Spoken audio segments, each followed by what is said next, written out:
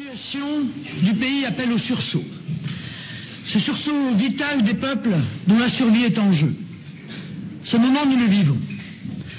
Dans cette élection présidentielle qui détermine pour la France peut-être de manière irrémédiable un choix de civilisation, les Français m'ont fait l'éminent honneur d'entendre le message de premier tour. Conformément à la logique des institutions et à ma volonté inaltérable de réaliser l'unité des Français pour le redressement du pays, j'ai lancé un appel à tous les patriotes. Certaines voix individuelles se sont fait entendre avec courage, sans fléchir malgré les pressions d'un système qui cherche à se survivre. Je tiens à les en féliciter et les remercier du plus profond du cœur. Hier, Nicolas Dupont-Aignan a répondu à cet appel qui scelle pour cette élection et pour l'avenir la grande alliance patriote et républicaine. Je lui en exprime ma gratitude. Nicolas, merci.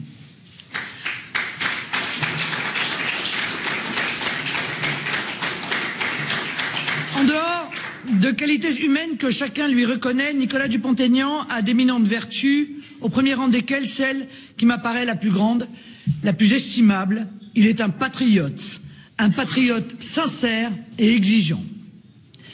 Il a montré avec sa courageuse formation Debout la France, qui fait vivre les vivifiantes valeurs portées par le général de Gaulle, qu'il était capable, au nom des principes qu'il défend, de sortir du confort des formations installées, de faire entendre une voix différente qui, je veux le dire, a toujours été à mes yeux celle de la France. Il a démontré son esprit d'indépendance et sa capacité si rare aujourd'hui à dire non, à ne pas se résigner, à ne jamais fléchir dès lors que l'intérêt du pays est en jeu. Son parcours politique témoigne de sa droiture et son bilan d'élu local de sa valeur politique. L'un et l'autre en font une personnalité unanimement respectée. Je veux dire ici que je suis heureuse et fière de cette alliance entre nos deux familles politiques unies par un sentiment commun de patriotisme. Cette alliance se fait autour des principes que j'ai défendus lors du premier tour. Elle permet de conserver à chacune de nos formations sa liberté et son indépendance.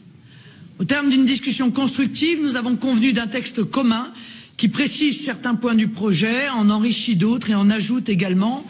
Ces amodiations n'enlèvent en rien la cohérence du projet présidentiel qui devient un projet commun et que nous allons défendre main dans la main.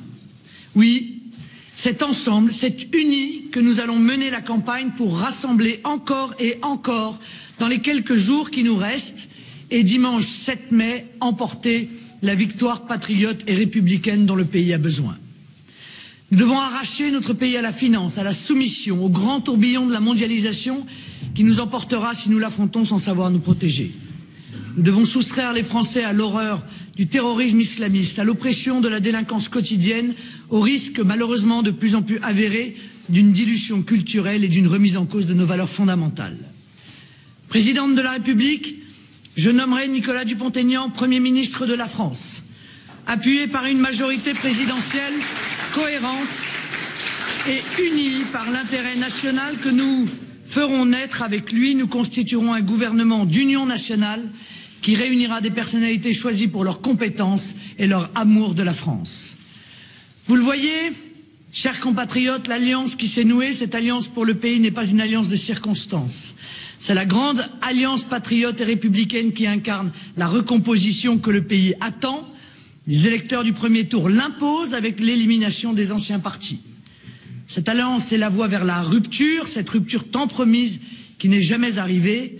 Cette alliance mettra fin à ce cycle d'élection de président de la République élu par défaut, dont l'irrésolution et l'insuffisance enfoncent chaque jour notre pays. Nous n'avons plus le temps. Sur la pente du déclin sur laquelle glisse le pays, nous n'avons plus le temps. Je dis à tous les Français, le moment est venu. Le moment est venu pour les fils et filles de France, quel que soit leur parcours, leur origine, pour les Français de filiation et les Français de désir, quel que soit leur vote du premier tour, de se grouper pour défendre l'intérêt du pays. Rejoignez-nous pour organiser le rassemblement du peuple français, redresser le pays et rendre à notre patrie sa grandeur. Vive la République, vive la France.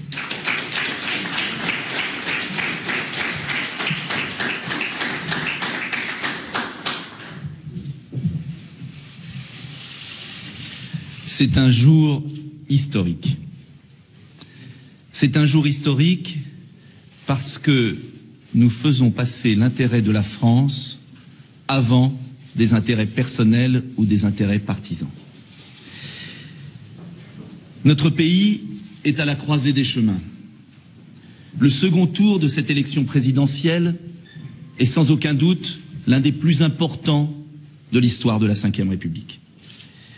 Aussi, j'ai décidé de prendre mes responsabilités en votant Marine Le Pen, mais en allant bien plus loin, en bâtissant un accord de gouvernement, un projet commun au service des Français. Que l'on soit clair, il ne s'agit en aucun cas d'un ralliement de ma part au Front National comme certains qui n'ont pas compris la hauteur de l'événement historique voudraient le faire croire. Mon mouvement Debout la France demeure et demeurera un parti totalement indépendant, bien sûr, et j'y reviendrai plus tard. Et puis, ceux qui me connaissent, qui connaissent mes convictions, mon caractère, savent que je suis un homme libre. Mais justement, parce que je suis un homme libre, parce que je vois mon pays en danger de disparition, parce que je vois des forces politiques qui ont failli, qui ont fait souffrir les Français, qui ont abîmé la France, démissionner de partout, j'ai estimé qu'il était de l'intérêt national de m'unir avec Marine Le Pen pour redresser le pays. Alors, oui, il s'agit d'une alliance de deux personnalités qui aiment la France, qui aiment les Français, qui assument leurs différences pour enfin jeter un pont entre des courants politiques dont la séparation artificielle a fait le jeu d'une gauche minoritaire et manipulatrice. Oui, notre conférence de ce matin est un événement historique qui va recomposer la vie politique et permettre à tous les Français qui aiment la France, d'où qu'ils viennent, de se rassembler pour sauver notre pays. Un choix historique, bien sûr, pour la présidentielle, car soyons clairs et disons-le franchement, allons-nous, et je le dis à ceux qui hésitent, qui font un pas en avant, un pas en arrière, allons-nous par lâcheté laisser élire M. Macron, qui poursuivra puissance 10, la politique catastrophique menée par François Hollande pendant 5 ans. Mais au-delà, il s'agit surtout de savoir si l'on accepte, muet, impuissant, la soumission définitive de la France à une Union européenne antidémocratique. Car le programme d'Emmanuel Macron, marionnette d'un système à bout de souffle et limpide, enfermer définitivement notre pays dans une Union européenne et un mondialisme débridé qui imposeront au peuple une politique économique et sociale d'une violence inouïe. Français, réveillez-vous. Croyez-vous que moi, gaulliste, humaniste, républicain, bénéficiant au premier tour de l'élection présidentielle du soutien de près de 2 millions de Français, je prendrai l'initiative de cette alliance avec Marine Le Pen si je n'estimais pas la situation du pays gravissime. Alors je sais combien certains vont m'attaquer, me menacer, me caricaturer, mais je vois aussi, depuis hier soir, Marine, l'immense approbation de mon geste qui se lève dans le pays. J'appelle les Français à prendre conscience de l'importance du choix du second tour qui est devant eux.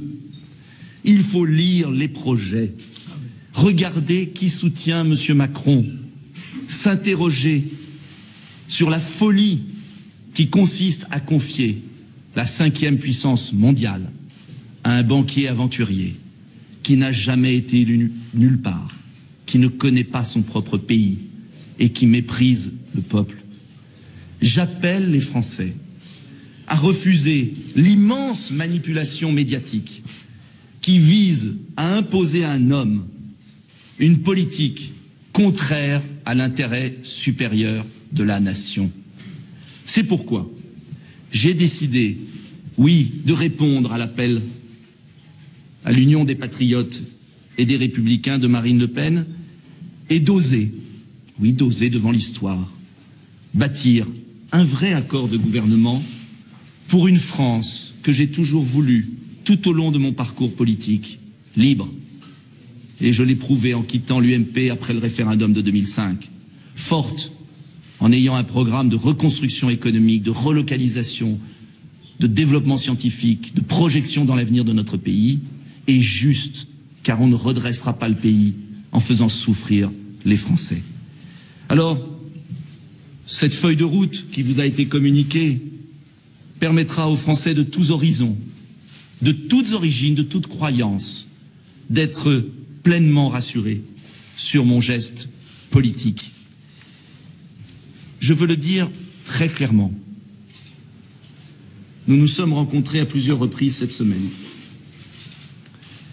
Eh bien, cette feuille de route, nous l'avons rédigée en quelques minutes parce que c'était évident. Et ce que je veux vous dire aujourd'hui, c'est que quand la France est partagée et quand on veut la défendre, ce qui paraissait peut-être impossible est devenu évident et possible. Et ce que nous avons fait ensemble pour la France, j'invite les Français à nous rejoindre et à sauver leur pays. C'est ainsi. Tout le reste n'est que du détail, que de l'écume.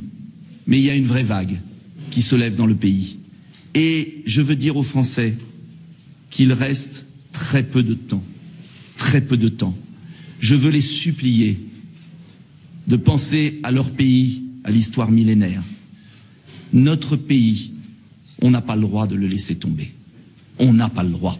Et j'invite tous les Français à faire leur examen de conscience et à se dire très simplement, est-ce qu'on continue 5 ans de plus ainsi? Ou est-ce qu'au contraire, on fait confiance à cette union des patriotes et des républicains de France, d'où qu'ils viennent, qui vont se réunir, qui vont sauver notre pays et qui pendant 5 ans travailleront ensemble avec une seule mission, vous rendre la France dans un meilleur état qu'on l'a trouvé. Vive la République, vive la France.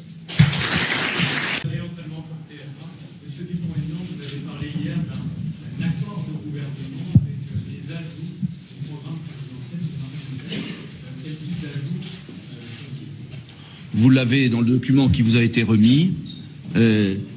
Il va arriver. Pardon ? Oui, les points se concernant l'économie. Très bien. Il y a certains points. Nous sommes différents. Nous voulons bâtir une France forte, libre, juste. Certains points économiques, par exemple. Nous avons précisé la pensée sur, par exemple, la taxe sur les importations, que je voulais moins systématique, et nous en avons discuté. Nous l'avons tout à fait pensé qu'elle pouvait être une taxe anti-dumping essentielle pour protéger notre industrie avec souplesse.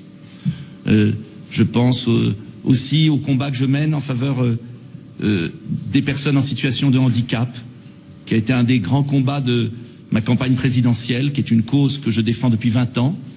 Et j'ai souhaité que cette cause soit renforcée. Elle l'était déjà, mais qu'elle soit approfondie encore dans le programme de Marine Le Pen. Et puis, il y a des points qui me tiennent à cœur, comme la reconnaissance du vote blanc. J'ai pensé que c'était très important. Voilà, c'est un ensemble de choses, parce que, encore une fois, moi, je reste moi-même. Je viens tel que je suis. Et je viens avec la confiance des électeurs qui ont voulu un projet présidentiel qui était différent de celui de Marine. Mais c'est justement cette différence et cette union de différences qui fait la force de notre alliance et qui est la garantie pour les Français d'un pluralisme, d'une capacité de rassemblement. Donc c'est un texte précis, mais qui n'a pas été difficile à rédiger, parce que chacun a vu qu'il fallait, déblayer le terrain et montrer aux Français, vous savez, qu'on aura très peu de temps pour sauver le pays et qu'il faudra aller à l'essentiel. C'est une sorte de... Je ne sais pas si Marine aime le terme, parce que chacun a sa culture, chacun son... Mais comité de salut public pour sauver le pays, avec des gens d'horizons différents. Ben voilà, on se retrouve et on va sauver notre pays. Mais c'est extraordinaire ce que nous vivons ce matin. C'est vrai. Est-ce que vous avez des questions sur certains points de vos programmes ?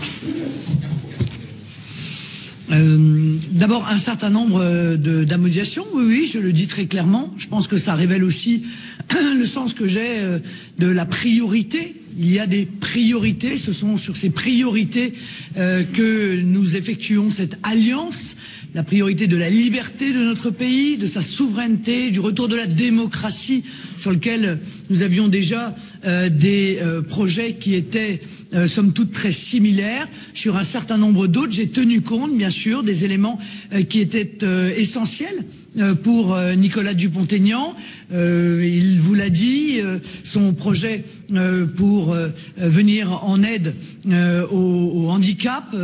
J'avoue qu'un certain nombre de propositions étaient très bonnes, donc je suis empressé, bien entendu, de les intégrer dans mon propre projet. Et puis, il était nécessaire qu'il y ait des précisions sur un certain nombre d'autres, et nous avons effectué également ces précisions. Donc je l'ai fait avec beaucoup d'allant, parce qu'encore une fois, je crois que le signal que nous lançons aujourd'hui, c'est que cette recomposition de la vie politique, que les Français, je le rappelle, ont exigé, ils l'ont exigé lors du premier tour, puisqu'ils ont mis les partis traditionnels en dehors de cette accession au second tour.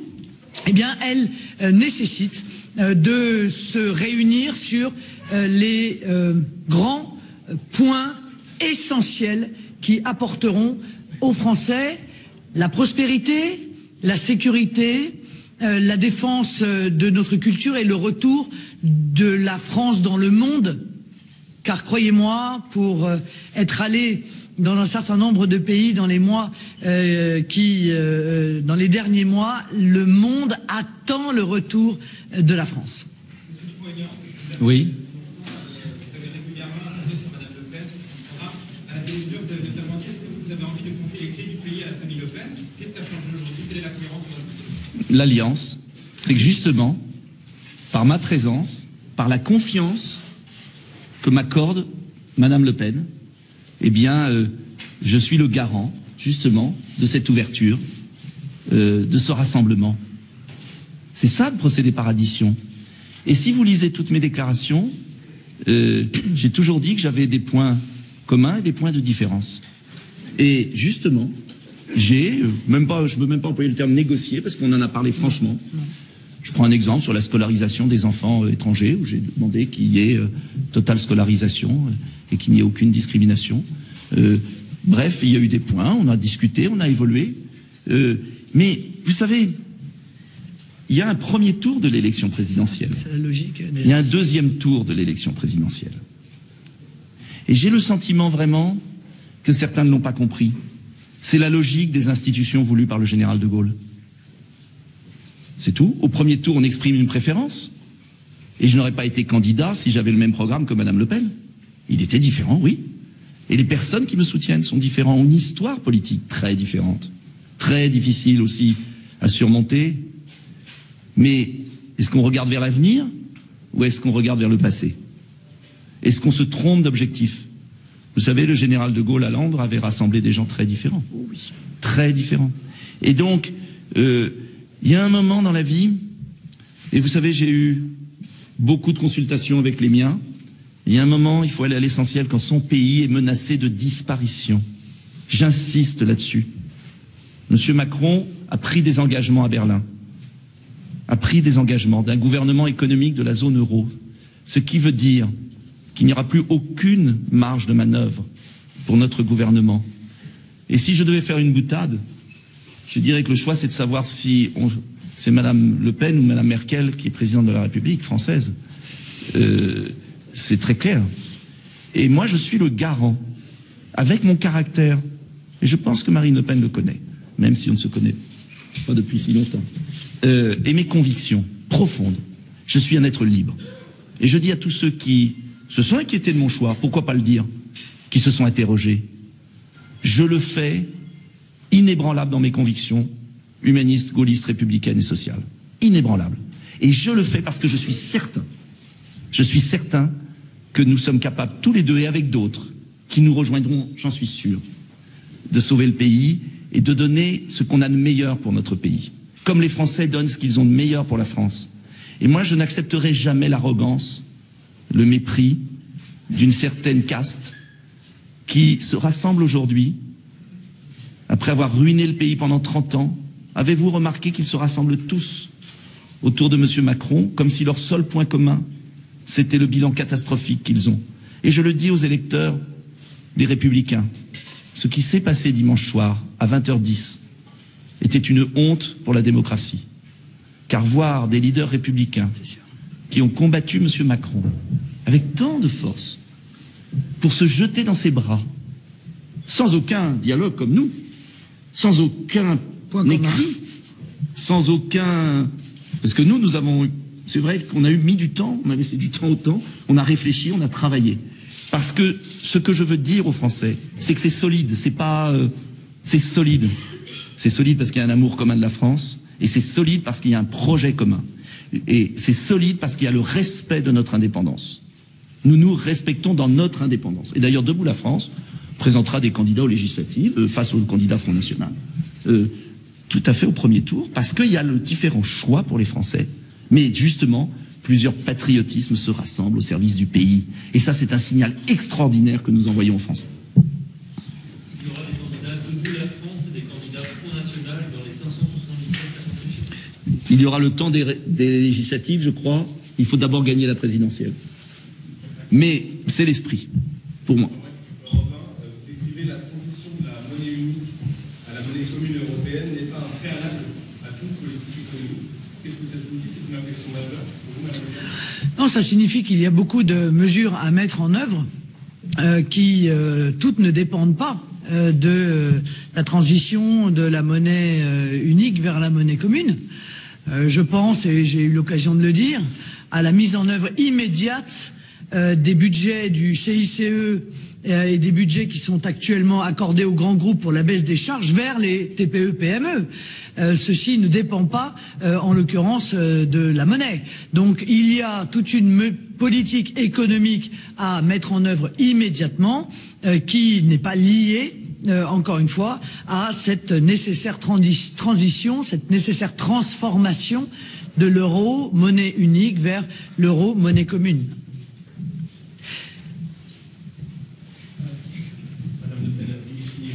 Hier, M. Mélenchon a dit que Le Pen était encore pire que Macron. C'est pas difficile alors de gagner. Écoutez, il me semble que M. Mélenchon a exprimé un vote personnel, il n'a pas appelé à voter. Il a donc admis que chacun de ses électeurs avait la possibilité, en conscience, de choisir son vote. Encore une fois, Nicolas a eu raison de rappeler quelles sont la logique de quelle est la logique de nos institutions. La logique de nos institutions, c'est que chaque Français, dans les quelques jours qui le séparent du deuxième tour, va devoir se poser la question. Voilà, la question essentielle. Qu'est-ce qui pour moi est majeur? Qu'est-ce qui pour moi est prioritaire? Et je suis convaincu que face à cette question essentielle, compte tenu du projet de M. Macron, de dilution de notre pays, de négation même de ce qu'est la France, sa culture, sa grandeur, son histoire, mais aussi face à la violence du projet social qui est le sien, de concurrence terrible, un projet que j'ai décrit en disant qu'il est fratricide puisqu'il vise à lancer la guerre de tous contre tous, toutes les entreprises contre les entreprises, les salariés contre les salariés. Eh bien, face à ce choix, je le dis clairement, il y aura, et je crois beaucoup, d'électeurs qui ont fait le choix de M. Mélenchon au premier tour, d'électeurs qui ont fait le choix de M. Fillon au premier tour, qui nous rejoindront. Voilà, qui décideront que le projet que nous portons est en même temps le plus juste et le plus susceptible de rendre aux Français leur souveraineté, leur liberté, la maîtrise de leur destin, mais aussi de protéger notre économie, notre sécurité, notre identité nationale. C'est bon. Ouais, c'est bon. Merci beaucoup.